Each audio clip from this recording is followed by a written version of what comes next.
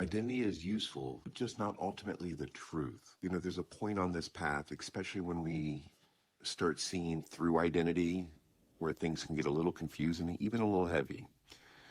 And I remember going through that. You start to realize I'm not my roles, I'm not my story, I'm not even my spiritual identity. And then the question comes up, if none of that is really me, then who am I? And what's the point of any of this? And I think that's where I think a lot of people quietly get stuck. And I did. Because awakening begins to look like loss, right? Like the stripping away of everything human. But what I've come to see is this. Identity is useful, just not ultimately true, right? You don't have to throw away personality, preferences, expression, or love. You just stop confusing them with what you are. I love cool scarves in my hat, right?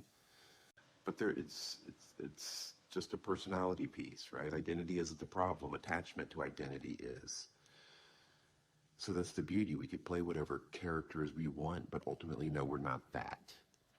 And I used to think awakening was a process, right? Something that I'd get someday. Oh, if I just knew enough, if I healed enough, meditated enough, integrated enough, or had a deep enough psychedelic experience, I would be awakened, right?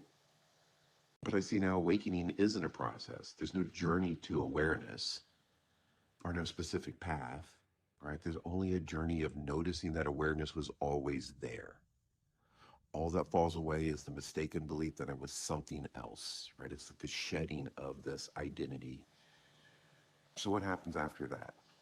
Life doesn't disappear. Identity doesn't disappear.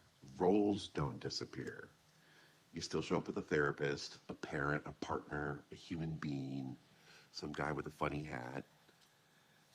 Still wear clothes. You still have style, humor, preferences, right? All that's nothing. That doesn't change. But now you wear identity like clothing, not like skin. It's the costume. You can use identity. Have fun with it. You just don't get used to buy it. You can play the role without believing you are the role. That's freedom. Not from life, but in life. So I guess I'd say in closing, awakening isn't the death of identity. It's simply recognizing that identity was never who you truly are. And I think from that freedom, you can finally live, right? Not as a performance, but as an honest expression.